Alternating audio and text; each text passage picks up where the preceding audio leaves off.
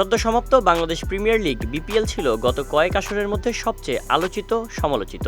আয়োজন, টিকিট ব্যবস্থাপনা, এমনকি ক্রিকেটারদের পারিশ্রমিক ইস্যু নিয়েও ব্যাপক সমালোচনা হয়েছে। তবে এই আসরে কিছু ইতিবাচক দিকও ছিল, বিশেষ করে দর্শকদের আগ্রহ ছিল ব্যাপক। গত 10 আসরের চেয়ে এবারের বিপিএলে সবচেয়ে বেশি টিকিট বিক্রি করা হয়েছে। এমনকি গত 10 আসরে সব মিলিয়ে যত টাকার টিকিট বিক্রি হয়েছে তার প্রায় 80% সমান টিকিট বিক্রি হয়েছে এবারের এক আসরেই, যা বিপিএল নিয়ে দর্শকদের আগ্রহের জানান দিয়েছে। বাংলাদেশ ক্রিকেট বোর্ড গত 10 আসরে যে টিকিট বিক্রি করেছে তার পরিমাণ 15 কোটি টাকার মতো। তবে এবারের বিপিএলে প্রায় 12 কোটি 25 লাখ টাকার টিকিট বিক্রি করেছে বিসিবি। এবারের বিপিএলে ইতিবাচক দিক থাকলেও বেশ কিছু সীমাবদ্ধতাও ছিল বলে এক ভিডিও বার্তায় স্বীকার করেছেন বিসিবি সভাপতি।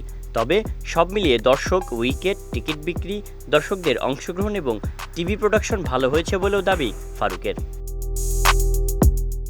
শায়াম সাব্বির, বিজয় টিভি, নিউজ ডেস্ক।